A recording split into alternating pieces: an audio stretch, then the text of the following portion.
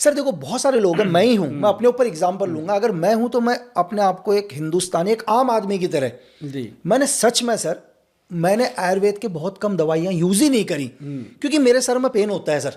और मैं कहता हूँ यार कि भाई मुझे हाथों हाथ एक डिस्प्रिन लेना है, डोलो लेना है, क्योंकि मुझे रिलीफ चाहिए 5 मिनट के अंदर, इमीडिएट। इमीडिएटली। और मेरे जैसे हिंदुस्तान में करोड़ों लोग हैं सर, जो आज भी इसी चीज पर बिलीव करते हैं, मुझे 10 मिनट में रिजल्ट चाहिए। तो आयुर्वेद के बारे में या तो हमें जानकारी नहीं है, लेकिन क्या सच में आयुर्वेद में है इतनी ताकत सर कि रियल में रिलीफ दे सकता है सर?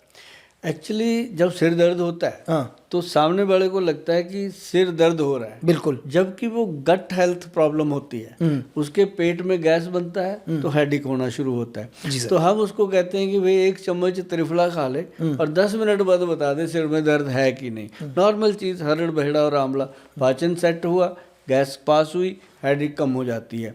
और दूसरी एक चीज़ और बड़ी चीज़ मैं बताऊँ आपको, हर इंसान को अपने पास रखना चाहिए जिसको हेडेक की छोटी मोटी प्रॉब्लम है, या बुखार चढ़ता रहता है, कभी कम कभी ज़्यादा। प्रवाल पिष्टी आती है, मुक्ता शुक्ति पिष्टी है, और एक उसके अंदर गोदंती भस्म है। 3 चीज़ों का मिश्रण है सर, माइग्रेन तक को ख़त्म कर देता है। और वो भी ऐसा नहीं कि सालों लगेंगे, महीनों लगेंगे, और अभी खाया और आधे पौने घंटे में पेशेंट बता देता है कि मुझे रिलीफ है।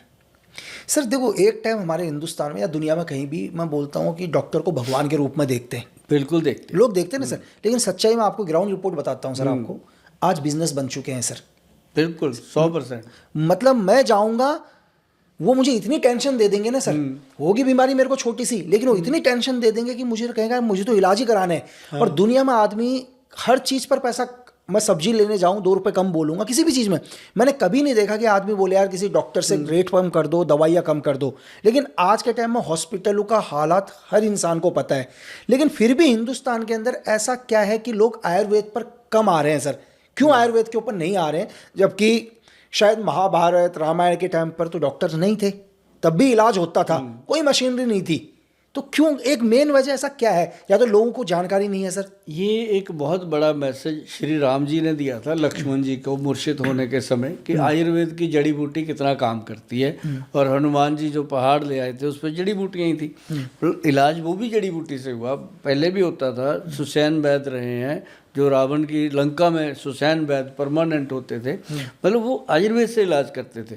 तो अभी क्या हुआ कि धीरे धीरे जब अंग्रेज आए अपने देश में, उन्होंने आकर के अपना पैर जमाया, तो सबसे पहले तो उन्होंने अपनी जो आयुर्वेदिक की यूनिवर्सिटी है उसको ध्वस्त किया। उसके बाद उसने हमारे ग्रंथों को ध्वस्त कर दिया ताकि हमारी पीढ़ियां आगे पढ़ ही ना पाएं।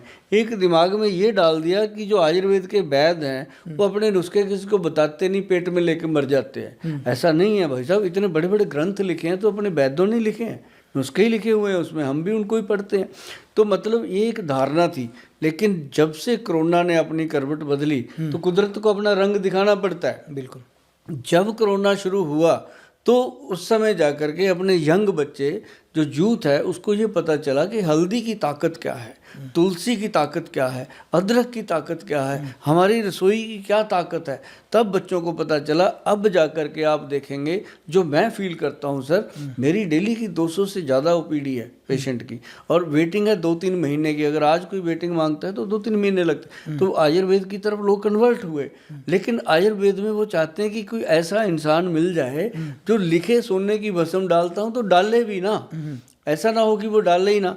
तो इसके कारण थोड़ा सा आयुर्वेद पीछे रह गया कि कुछ ऐसे बीच में वैद्य आए, कुछ ऐसा काम हुआ कि कुछ कंपनियों ने भी किया बीच में कि सोने की भस्म से बनने वाली चीज़ें थी और उन चीज़ों में मात्रा कम कर दी, किसी ने 3% डाल दी, किसी ने 10% डाल दी, जबकि जो मात्रा होनी चाहिए वो होनी चाहिए। तो वो आयुर्वेद इसलिए अब, लेकिन हमारा सारा यूथ, अब सबसे बड़ी पावर जो अपना ये आया गूगल गुरु, ये गूगल गुरु ने लोगों को बहुत अवेयर किया। बच्चे उसको देखते हैं जा करके कि सोने की भस्म के क्या फ़ायदे हैं, अश्वगंधा क्या करता है, गोक्षुरा क्या करता है, सफ़ेद मूसली क्या करती है। अब बच्चे बोलने लगे हैं, मज़ा आता है जी। जब मेरे पास आते हैं छोटे बच्चे, बोलते हैं अंकल वो जो च्यवनप्राश आपने बनाया वो हम भी खा सकते हैं। मैं कहता हूँ बच्चे मज़ा आ गया, खा चाहे ना खा, मैंने बीज बो दिया बच्चों में कि ये चीज़ें हैं। नहीं सर, आपके च्यवनप्राश पर आएंगे। हाँ। आपके जितने भी है, मैंने पूरा मैं रिसर्च करके आया हूँ। और एक सबसे अच्छी चीज़ जो मुझे लगी सर, हिंदुस्तान के अंदर बहुत सारी महिलाएं बहुत परेशान हैं, उनके पति ना सर जितना कमाते हैं वो दारू पी के जरूर आते हैं सर। ये हर घर की समस्या है सर, जिसके लिए इंसान कुछ भी करने के लिए तैयार है। आप एक नॉर्मल परिवार से पूछ लो, अभी भी जो हमारे को देखेंगे आज, इसमें से बहुत ऐसे लोग होंगे जिनकी फैमिली में एक ही प्रॉब्लम है, उनके पति दारू पी के आ रहे हैं या बच्चे को आदत लग गई। आज के टाइम में बच्चे को ड्रग की आदत लग गई सर। अगर आज मैं ये कह रहा हूँ कि किसी के घर को बर्बाद करना हो तो फ्री में उसको ड्रग दिला दो। तो सबसे बड़ी चीज़ क्या ऐसा है कि आयुर्वेद से आदमी सच में वाइन को छोड़ सकता है, दारू छोड़ सकता है, नशा छोड़ सकता है? मैं आपको बताता हूँ सर कि आपकी जो पर्सनैलिटी है देश में, वो मतलब शायद आपको भी ना पता हो, मैं जानता हूँ। अरे सर, तो मतलब आपके सामने बैठ के ऐसी बात करना कि जिस बात का कोई तर्क ना हो, वो तो अपने आप में गलत होगी। पर मैं आपको ये बात बता दूं कि जो शराब छुड़ाने वाली बात है वो है कि एक औषध आयुर्वेद में बना, जिसको हमने लिक्विड में भी बनाया और कैप्सूल रूप में भी बनाया। उसका नाम दिया हमने लिवर्जन DS, लीवर के लिए, क्योंकि वो लीवर को एक्टिव करती है। मैं उसका आपको व्याख्या करूंगा कि करती क्या है। अब लोग मुझे पूछ लेते हैं, बहनें पूछती हैं, क्योंकि आदमी आप तो आते नहीं, वो लेडीज आती हैं बेचारी। अब उनकी पॉकेट मनी भी नहीं होती, उनको पैसा भी नहीं देते वो कि दवाई लेके आ, क्योंकि वो तो लेने नहीं चाहते, बिल्कुल, है ना। तो वो बेचारी कहती है मैंने अपनी माँ से पैसे उधार लिए, भैया मैंने अपने भाई को फ़ोन करके लिए, है ना। कहती भाई भी मेरा पीता है पर उसने मुझे दे दिए, भाभी को नहीं देगा। तो मतलब ऐसे ऐसे बातें आती हैं मेरे पास कि, और लेडीज़ की पॉकेट मनी भी नहीं होती, मुझे उनके साथ कई बार कंप्रोमाइज़ करना पड़ता है पैसों में कि कम दे दो या ज़्यादा। मैं कहता हूँ जो एक बार शराब छूट जाए आपके घर की, जैसे मर्जी कर लो। तो शराब छुड़ाने के लिए जो हमने औषध बनाई ना जी, उसके अंदर हमारे जो सीनियर वैद्य हैं, वैद्य अनिल कुमार जी हैं, जो मतलब आयुर्वेद के रिसर्च स्कॉलर हैं, उन्होंने बनाया था। तो मैंने सबसे पहले बोला कि अगर कोई इंसान शराब पीता है, वो छोड़ना चाहता है, तो इसका 100% रिजल्ट आता है। अगर वो नहीं छोड़ना चाहता तो उसको मेरी बहन कोई भी दवाई दे सकती है बिना साइड इफ़ेक्ट के। प्रॉपर उसका मेंशन है सारा, कोई कलर नहीं, कोई स्मेल नहीं, कोई टेस्ट नहीं। और 2-3 महीने में हमारा जो पेशेंट होता है वो शराब पीना बंद कर देता है, और उसके बाद हम उसको 3 महीने और देते हैं ताकि वो दोबारा कभी लाइफ में शराब की तरफ मुँह ना करे। तो ये इसका जो सबसे बड़ा रोल है क्या है कि जो इंसान शराब पीता है, अब देखो फर्स्ट टाइम कोई शराब पीता है, अब देखना उससे बात करके, पहली बार जब पिएगा आधा घूंट 1 घूंट भरेगा, बॉडी लेती नहीं, गलत चीज़ को अपनी बॉडी कभी नहीं लेती, वो ऐसे ऐसे करके ऐसे ऐसे करके नहीं लगा। तो लेकिन वो धीरे धीरे वो शराब उसके अंदर जगह बना लेती है। अब शराब कैसे जगह बनाती है कि उसका जो ब्रेन है, उसके जो सेरोटोनिन हार्मोन है उसको वीक करती है, और सेरोटोनिन हार्मोन जब वीक होता है तो आदमी को अल्कोहल लेना पड़ता है। अब जैसे मान लो आपने देखा होगा सर कि कोई इंसान दूध पीता है, मान लो अपने मेरे फादर दूध पीते थे, उन्होंने पूरा जीवन दूध पिया, वो शाम को 1 ही गिलास पीते थे। अब शराब वाला 1 गिलास से 10 गिलास पे कैसे आ जाता है ना, वो तो बढ़ता नहीं है।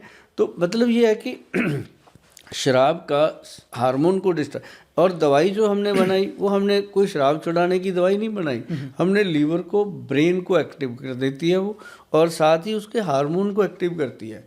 अब जैसे आदमी शराब पीने लगता है तो उसको उसकी स्मेल इतनी गंदी लगती है वो छोड़ देता है, और जब तक उसको स्मेल गंदी नहीं लगेगी वो छोड़ेगा ही नहीं। कुछ हो जाए, पहले लोग देते थे गलत सी दवाइयाँ पंजाब में, ये कि उल्टियाँ लग गई, बंदे को खराबी हो गई, तो वो चीज़ गलत थी। तो ये ऐसा बना चीज़ कि अंदर से बॉडी को इम्प्रूव कर दिया और उसकी शराब छूट गई।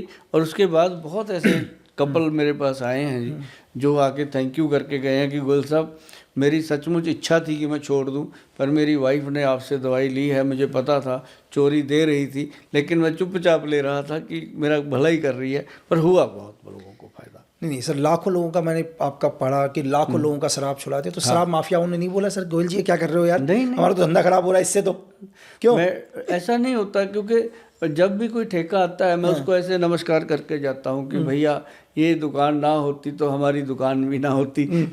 मतलब 1-2 बार हुआ, क्योंकि ऐसे नहीं, कभी उनके साथ वैसे जो हमारे चंडीगढ़ में जो ठेकेदार होते हैं वो मेरे पास आते रहते हैं, मिलते हैं, कोई दवाई के लिए आते हैं, तो कहते हैं गोयल साहब आप शराब के खिलाफ बहुत बोलते हो, कभी पी के देखी आपने, ऐसे बोलते हैं मेरे को।